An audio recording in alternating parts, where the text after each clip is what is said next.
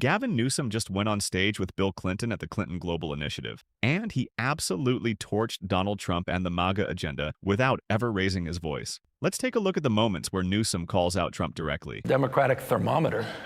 I heard, and forgive me, I didn't come up here to take cheap shots, but it's pretty remarkable what was said by the current president yesterday at the UN about climate. What the hell is that? Seriously. It can't be normalized. It can't be normalized. This notion that it's a hoax. I mean, what this guy has done, look, I live in a state, and Mr. President, you'll appreciate this, former presidents, you know well. Right there, Newsom goes straight at Trump. He calls out how Trump still insists climate change is a hoax, while communities in California literally burn to the ground. And I think the word he uses, vandalism, is perfect. Because what Trump has done isn't just denial, it's sabotage. He's actively dismantling decades of environmental progress. For me, one of them was a governor. Ronald Reagan established the modern environmental movement in 1967. Year of my birth with the California Air Resources Board, and he did so because of the smog in Los Angeles. It was a business-driven decision. The business community said, we simply can't do business in LA, Mr. Governor. And he established the Air Resources Board. 3 years later was Richard Nixon that codified that under the Clean Air Act and gave California a waiver that allowed us to pursue aggressive environmental policy. And that's why California has dominated the national debate in this space. What this president has done in 8 months is jaw-dropping. What he has done to the EPA, what he's done to California's leadership, he's neutralized, he's eliminated under that Clean Air Act our authority to regulate tailpipe emissions.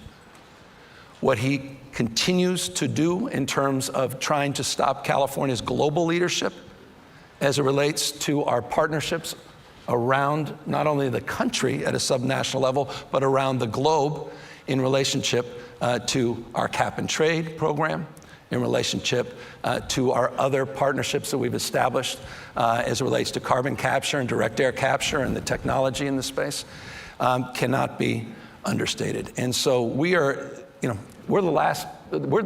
only game in town right now as it relates to large-scale environmental leadership. Now this is where Newsom makes a genius move. He doesn't just contrast himself with Trump. He contrasts Trump with Reagan and Nixon. Think about that. Even Republican icons understood the need for environmental policy. And yet Trump, supposedly the leader of the GOP, gutted the EPA, stripped California of its authority on emissions, and rolled us back into the 19th century. Tell our audience here a little more about what the components of your clean energy are. Well, I think the thing that we've dominated in is the electricity architecture, and we've dominated in clean cars. I signed the first executive order in the United States to require alternative fuel vehicles by 2035. That was just taken away by Congress, the supine Congress and the president. But we created the market. There is no Elon Musk, there's no Tesla without California's regulatory framework, period, full stop. They wouldn't exist. It was because of the regulations, because of those signals and the subsidies, over $3.2 billion direct subsidies that Tesla received just in my state alone that built this market. Over a quarter of all new car purchases in California are alternative fuel vehicles. What Trump has just done, and with respect, some of the automobile manufacturers, is they've ceded this to China. They've ceded our competitiveness to China. And it's not just the electric vehicles, it's the tech stack that's part of these electric vehicles. It's the mobility space more broadly defined. It is an act of vandalism on an economic basis, not just an environmental basis, that is deeply alarming. And I hope people wake up to how China is just flooding the zone globally in this space. And we have doubled down on stupid. We're trying to recreate the 19th century. We really have. You talk about what's next. It's not going to be American automobile manufacturers. Bill Ford may run contra to that. He seems to get it deeply. I give him tremendous credit. Remarkable, iconic brand. But I cannot impress upon you more how proud I am. 60 headquartered manufacturer EV companies in the state of California. Supply chain was one of our biggest exports 5 years ago. And it's all about innovation.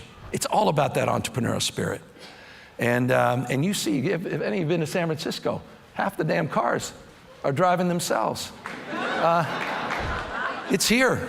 It's happening. All the bi-directional opportunities, the two-way charging, the fact that these cars are little power plants on wheels, all this extraordinary opportunity, and it's slipping away because of bad policy making and short-termism. So This is huge. Newsom's basically saying Trump is handing the future to China. And he's right. Electric vehicles, green jobs, clean tech. These are the industries that will dominate the 21st century. California has 60 EV companies headquartered there, while Trump is busy protecting coal and oil. I can get into all the real problems in my state, affordability being number 1, 2, 3. But we dominate in artificial intelligence. We have no peers. 32 of the top 50 market cap companies in the globe, are in California. And for obvious reasons. Back to this conveyor belt for talent, the UCs and the CSUs and Caltech and Stanford University, research and development, the Lawrence Livermore Labs and Sandia Labs, and all the investments we're making in science.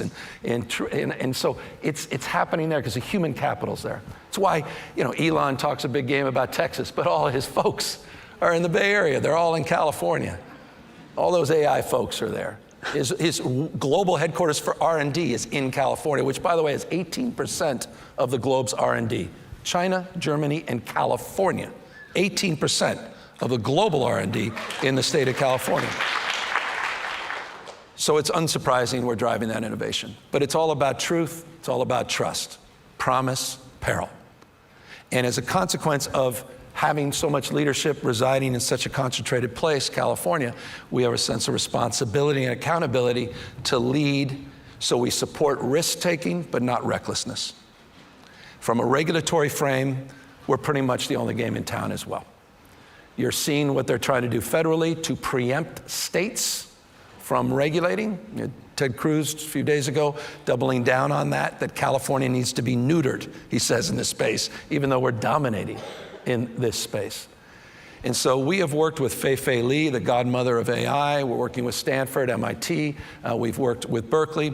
And we put out a comprehensive white paper that really analyzed where we were from a regulatory frame. I've signed dozens of bills in this space, did the first executive order in the country in this space.